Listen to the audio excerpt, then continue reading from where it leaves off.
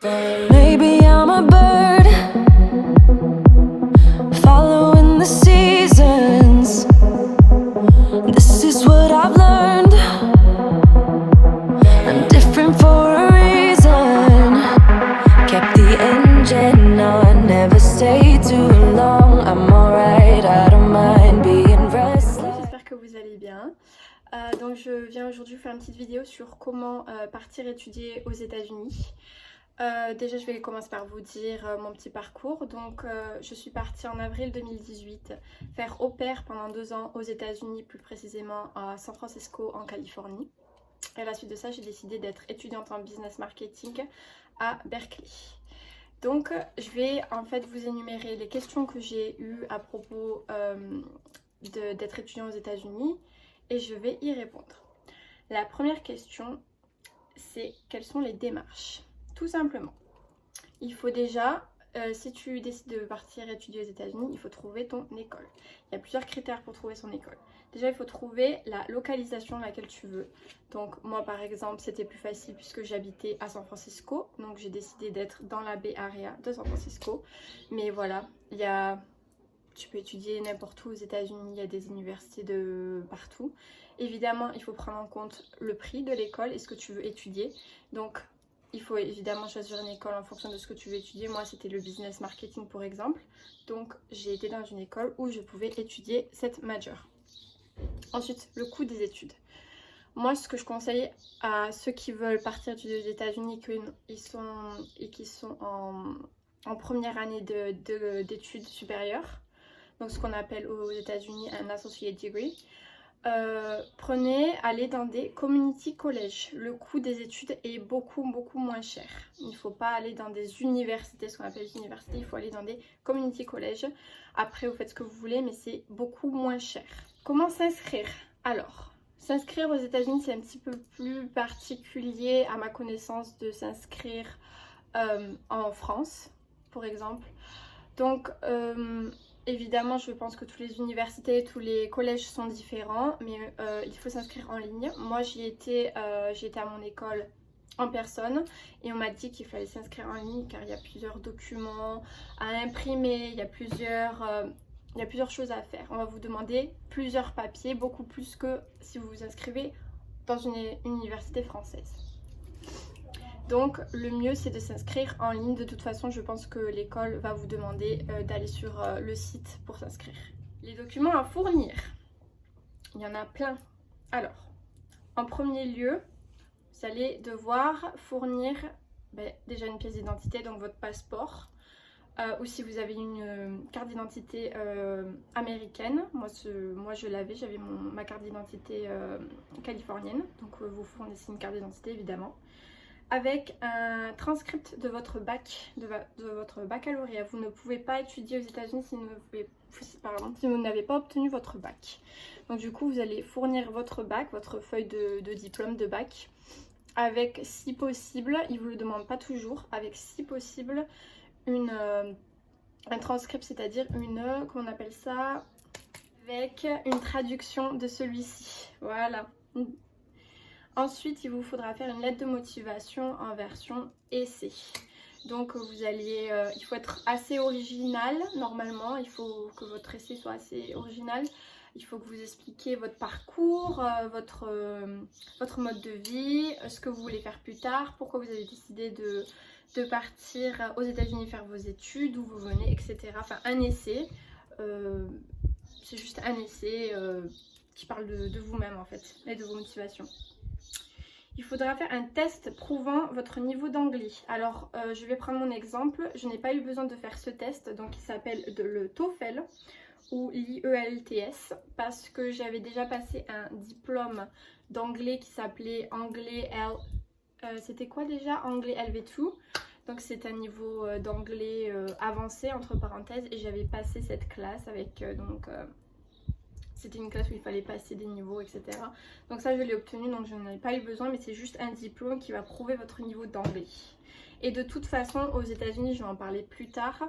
Mais si vous êtes un international student, donc un étudiant international, on va forcément vous faire passer des classes avant que vous commenciez vos propres classes à vous. On va vous faire passer des classes de maths et d'anglais. Mais j'y reviendrai plus tard.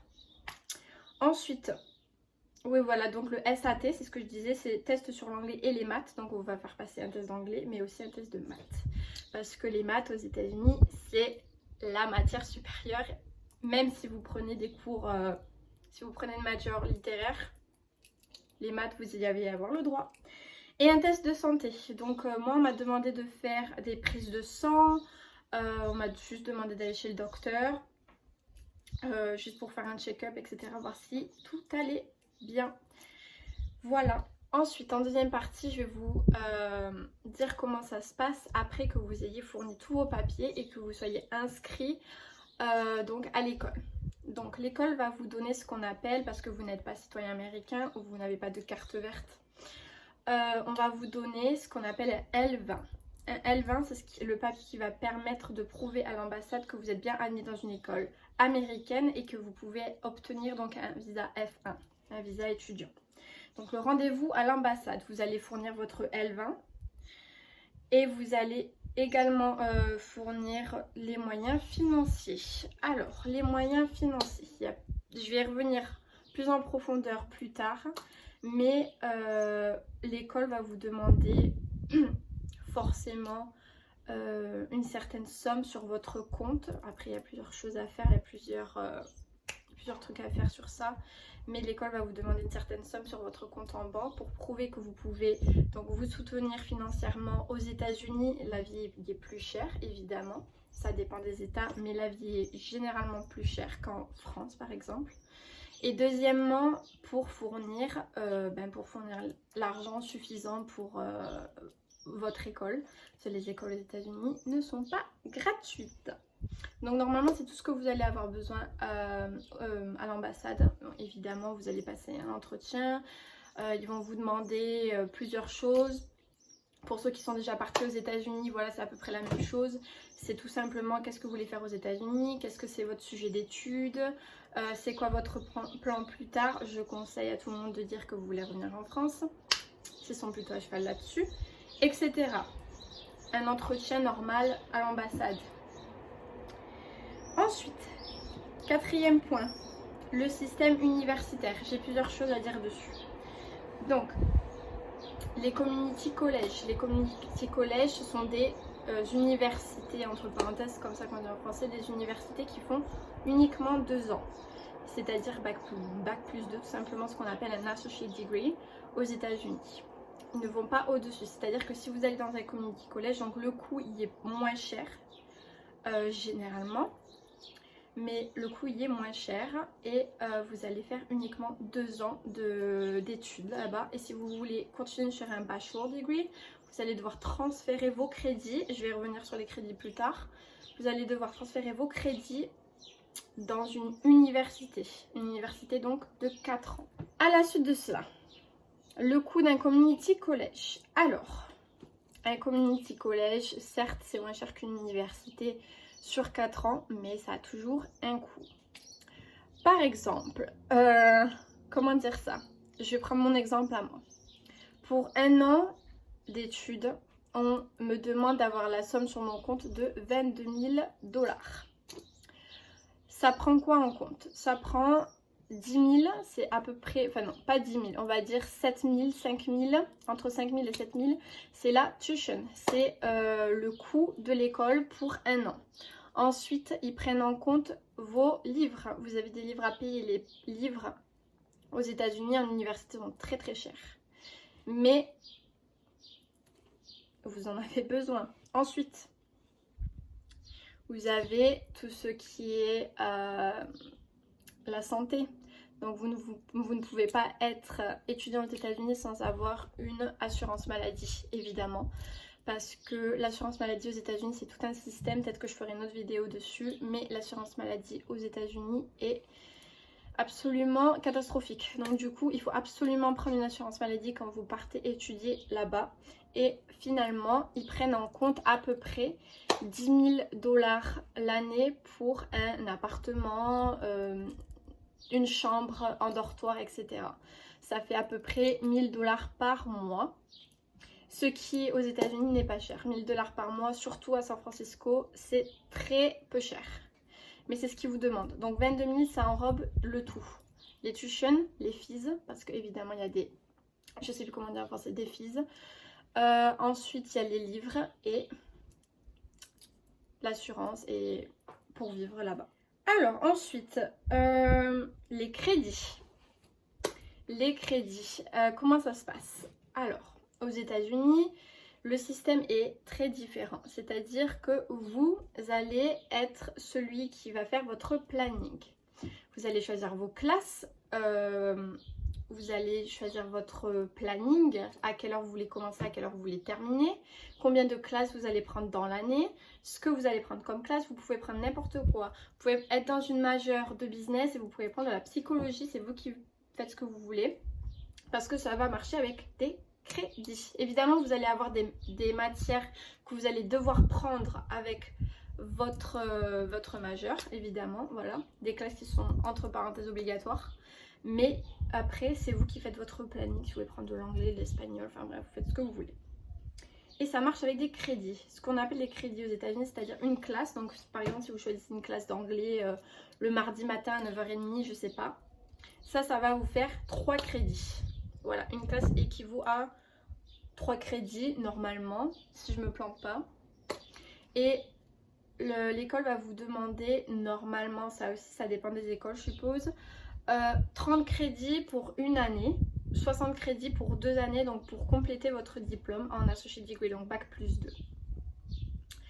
C'est très compliqué à expliquer, mais une fois que vous connaissez ces critères, c'est plutôt facile à comprendre. Moi, ça m'a mis du temps à comprendre qu'est-ce que c'était un crédit, qu'est-ce que c'était une classe, à quoi ça correspond, etc. Tout ce que vous devez savoir, c'est que vous devez obtenir 30 crédits pour une année, 60 crédits pour finir votre diplôme.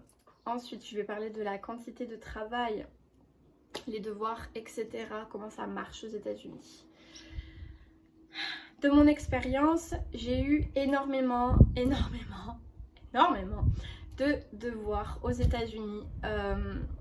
C'est assez incroyable le nombre de devoirs qu'on vous donne aux États-Unis. Ça dépend encore une fois de votre majeur. Évidemment, si vous prenez une majeure business et que vous prenez une majeure médicale, ça va pas être le nombre.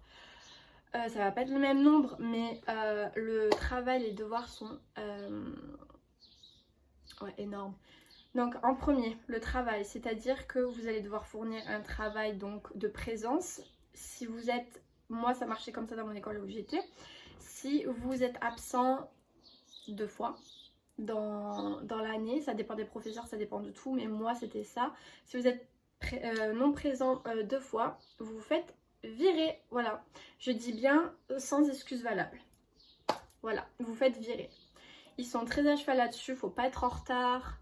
Faut être présent, il faut communiquer avec les professeurs, il faut toujours, voilà, s'ils posent une question, il faut que vous levez la main le plus possible, vous répondez aux questions le plus possible. Ils sont vraiment à cheval sur la présence en classe. Les devoirs, toujours rendus à l'heure. Toujours rendus à l'heure, ils vous feront pas de cadeau là-dessus. Aux États-Unis, ils sont vraiment à cheval là-dessus, vous payez vos études une fortune, ils le savent et ils sont à cheval là-dessus. Ils sont chiants, on peut le dire. Donc les devoirs, je vais prendre mon exemple encore une fois, ça dépend de votre majeur, ça dépend de votre université encore une fois. Si vous êtes dans les Ivy League écoles, je suppose que c'est différent. Mais les devoirs sont, comment dire, extrêmes. Donc du coup, moi ce qui se passait c'est que j'avais une classe donc d'anglais le lundi et on va dire que le mardi je devais rendre 3 questionnaires, 2 essais, enfin...